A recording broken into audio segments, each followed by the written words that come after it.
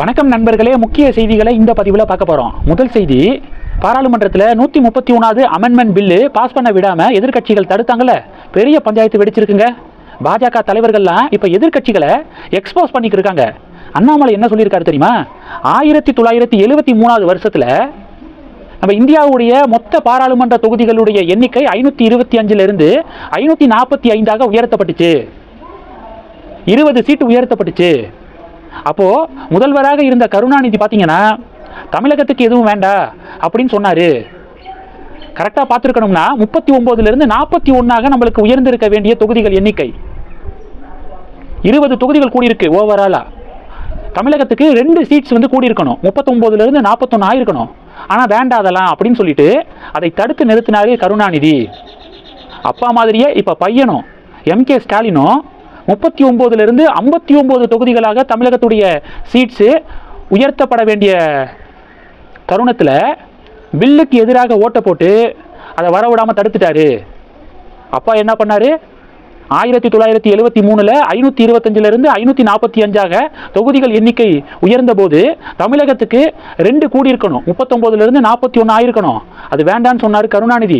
இப்போ மகன் 39லிருந்து 59 தொகுதிகளாக தமிழகத்துக்கு சீட்ஸ் உயர்த்தப்பட நல்ல வாய்ப்பு இருந்தபோது அதை வேண்டான்னு சொல்லிட்டு இப்போ ஓட்டு போட்டிருக்காரு. பார்த்துக்கோங்க, இந்த திமுகவுக்கு மக்கள் ஓட்டு போடணும் அப்படின்னு சொல்லிட்டு பரப்புரையில் அண்ணாமலை பேசினது பெரிய பரபரப்பை ஏற்படுத்தியிருக்கு. அடுத்தது, தேஜஸ்வி யாதவ் இன்னைக்கு தமிழகத்துக்கு பிரச்சாரத்துக்கு வராராம். ஸ்டாலினோட சேர்ந்து பிரச்சாரம் மேற்கொள்கிறார் அப்படின்னு சொல்லிட்டு ஒரு ரிப்போர்ட்டை படிக்க முடிஞ்சிச்சு. பாஜக காரங்க 2 பாயிண்ட் சொல்றாங்க. முதல் பாயிண்ட் என்ன அப்படின்னா, எதுக்கு எடுத்தாலும் திமுக காரங்க ஹிந்தியெல்லாம் படித்தா ஒன்றும் பண்ண முடியாது, ஹிந்தி படித்து என்ன ஆக போகுது, கட்டட வேலை தான் பார்க்க முடியும், அப்படி இப்படின்னு சொல்லிட்டு பேசுவாங்க. இன்னைக்கு தேஜஸ்வி யாதவ் யாரு? பீகார் மாநிலத்தை சேர்ந்தவர். ஹிந்தி பேசக்கூடிய தேஜஸ்வி யாதவை இங்கே தமிழகத்துக்கு பிரச்சாரத்துக்கு கூட்டிகிட்டு வந்துருக்காரு முதல்வர் ஸ்டாலின். 2021 தேர்தலில் பீகாரை சேர்ந்த பிரசாந்த் கிஷோரை தேர்தல் மேற்பார்வையாளராக எலெக்ஷனுக்காக கொண்டு வந்தார் ஸ்டாலின்.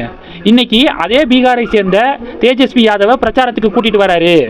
ஆனால் திமுக காரங்க பீகார் வாசிகள் பார்த்தீங்கன்னா ஹிந்தி படித்து என்ன பண்ணுறாங்க அப்படின்னு சொல்லிட்டு இங்கே உட்காந்துக்கிட்டு நக்கலாக பேசிக்கிட்டு இருப்பாங்க அப்படின்னு சொல்லிட்டு ஒரு பாயிண்ட் சொல்கிறாங்க. 2வது பாயிண்ட் என்ன அப்படின்னா, பீகாரில் எலெக்ஷன் நடந்தப்ப ஸ்டாலின் இங்கேருந்து பீகாருக்கு போய் பேரணியில் கலந்துக்கிட்டாரு. தேஜஸ்வி யாதவோட பேரணியில் கலந்துக்கிட்டாரு. பீகார் ரிசல்ட்டு ஊருக்கே தெரியும். NDA மிகப்பெரிய வெற்றி அடைஞ்சாங்க. இன்னைக்கு பீகாரில் பாஜகவை சேர்ந்த ஒருவர் முதல்வராக, சாம்ராட் சௌத்ரி முதல்வராக பதவி பிரமாணம் எடுத்திருக்காரு. RJD படுதோல்வியை சந்திச்சாங்க. முதல்வர் ஸ்டாலின் இங்கேருந்து பீகாருக்கு போய் கேம்பெயின் பண்ணும்போது அண்ணாமலை என்ன பண்ணார் தெரியுமா?